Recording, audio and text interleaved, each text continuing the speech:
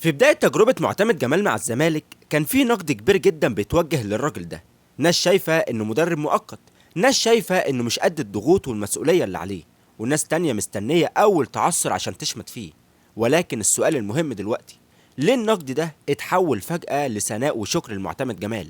وهل النتائج لوحدها كفاية انها تغير التقييم بالشكل الجذري ده؟ الإجابة بكل تأكيد لا، لأن الزمالك وقتها كان بيعاني من غيابات بالجملة في الفريق، وفترة بدنية صعبة جدا، ولاعيبة لسه خارجة من مشاكل مع الإدارة بسبب مستحقاتهم. ومع ذلك الفريق بدأ يتحسن ماتش ورا ماتش. اللي غير الصورة فعليا مش بس الفوز، ولكن اللي غيرها بجد هي التفاصيل التكتيكية اللي بدأت تظهر بوضوح تحت قيادة معتمد جمال. التدخلات المثالية أثناء المباراة، يعني مثلا تغيير تشيكو بنزا قدام بيراميدز، تغيير احمد ربيع قدام زد هو اللي جاب الجون، تغيير فتوح قدام الحرس سجل هدف وعمل اسيست، تغيير عبد الله السعيد قدام كايزر تشيفز هو اللي جاب الجون. تدخلات كانت بتغير شكل المباراة بالكامل، وجمهور الزمالك بكل تأكيد فاهم كويس المدير الفني اللي قدامه ده بيعمل ايه على الخط. هل بيكون واقف بيتفرج زيه زينا وملوش تأثير زي يانيك فيريرا كده مثلا، ولا مدرب قاري الجيم بشكل كويس ومذاكر ومحضر للخصم اللي قدامه؟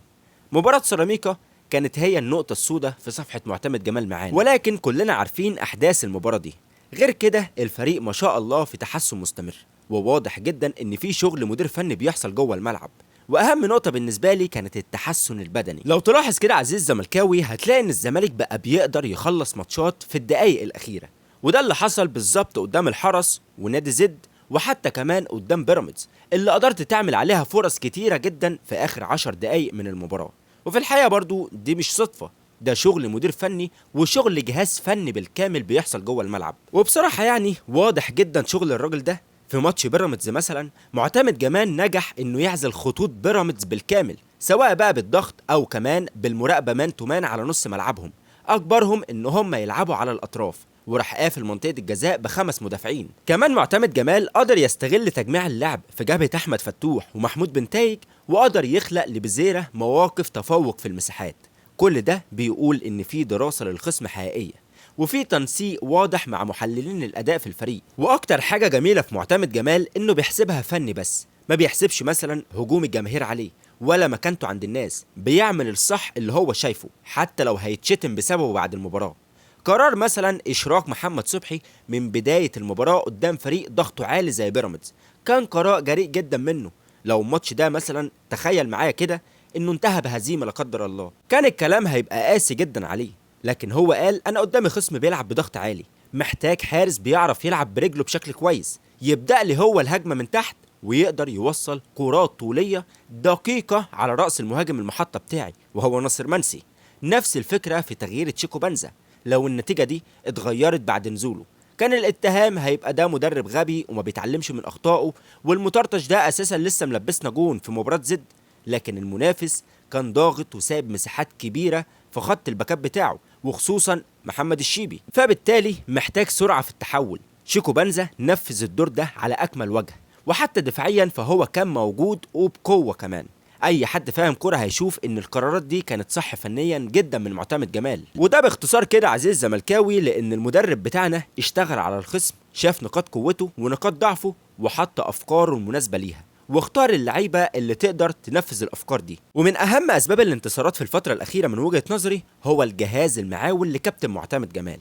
اولا يا معلم التطور البدني رغم ضغط الماتشات، الفريق ما شاء الله بقى واقف على رجله 90 دقيقه، وده واضح من خلال دور مدرب الاحمال في توزيع الدقايق على بعض اللاعبين. ثانيا التطور التكتيكي وقراءه الخصوم، ده شغل جماعي ما بين معتمد جمال وابراهيم صلاح ومحللين الاداء، اوعى تنسى الكلام ده.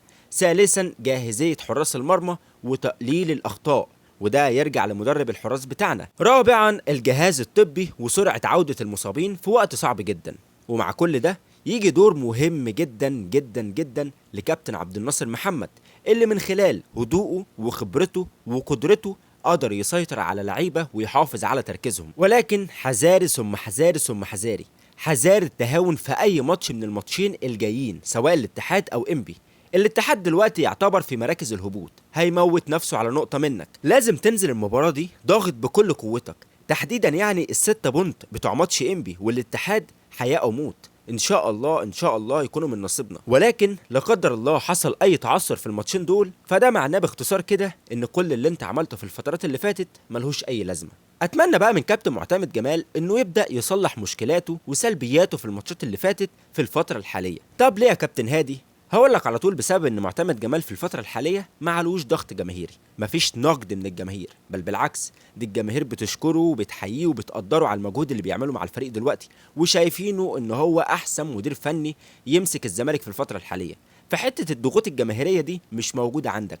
كمان في نقطه مهمه جدا، وهي ان انت ما عندكش مشكلات كتيره او ما عندكش سلبيات كتيره في الفريق. يعني لو كان عندك 10 مشكلات مثلا، فانت دلوقتي عندك مشكلتين بس. فمن وجهة نظري سهل جدا ان انت تبدأ تعالج المشكلات دي، لان باختصار هم مش كتير. ومن وجهة نظري برضو انا شايف ان اكبر مشكلة بتواجه الزمالك في الفترة الحالية دي او في الماتشات اللي فاتت عموما هو ضياع الفرص السهلة، او ان انت بتوصل للمرمى كتير بس ما بتسجلش اهداف، ولو سجلت بتسجل هدف او اتنين بالكتير قوي. وده يا معلم اللي هتقدر تلاحظه من خلال ماتشنا قدام زد، لما وصلنا كتير جدا على مرمى علي لطفي وما قدرناش نسجل غير هدفين. كذلك الامر قدام بيراميدز، انت قدرت توصل للمرمى كذا مره عن طريق ناصر منسي وخان بتزيرة وما قدرتش تسجل غير هدف وحيد. كمان من الحاجات اللي بطالب بيها كابتن معتمد جمال في الفتره الحاليه هو عودة اللعيبة اللي مش بتشارك بقالها كتير. يعني مثلا واحد زي سيف الجزيري ده لا يبدأ ياخد ماتشات، واحد كمان زي احمد الجفالي ده. وبصراحة معرفش احمد الجفالي ده مختفي ليه عن المشهد تماما كده، رغم ان هو عادي جدا يتدرب معانا ويشارك في التدريبات معانا.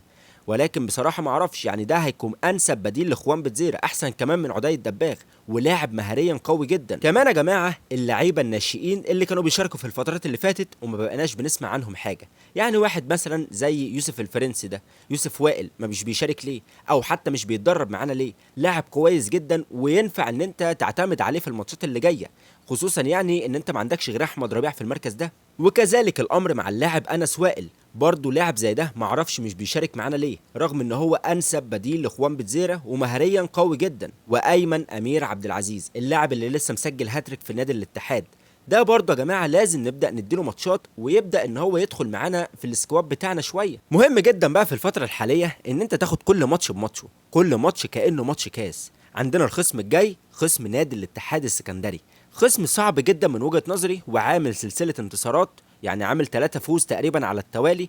كمان بينافس على مراكز الهبوط وهيستموت قدامك على ال3 بونت، او كمان ممكن النقطه او التعادل. عندهم مدير فني قوي جدا وعنده افكار تكتيكيه. ان شاء الله باذن الله هنتكلم عنه في المراجعه النهائيه بشكل قوي جدا، هنتكلم عن سلبياته وايجابياته ونقاط ضعفه ونقاط قوته والحاجات دي كلها. باذن الله باذن الله ال3 بونت يكونوا من نصيبنا والفوز يكون من نصيبنا والزمالك يقدم اداء ويقدم نتيجه. استنوني بكره باذن الله في المراجعه النهائيه. كان معاكم هادي هشام، مع السلامه.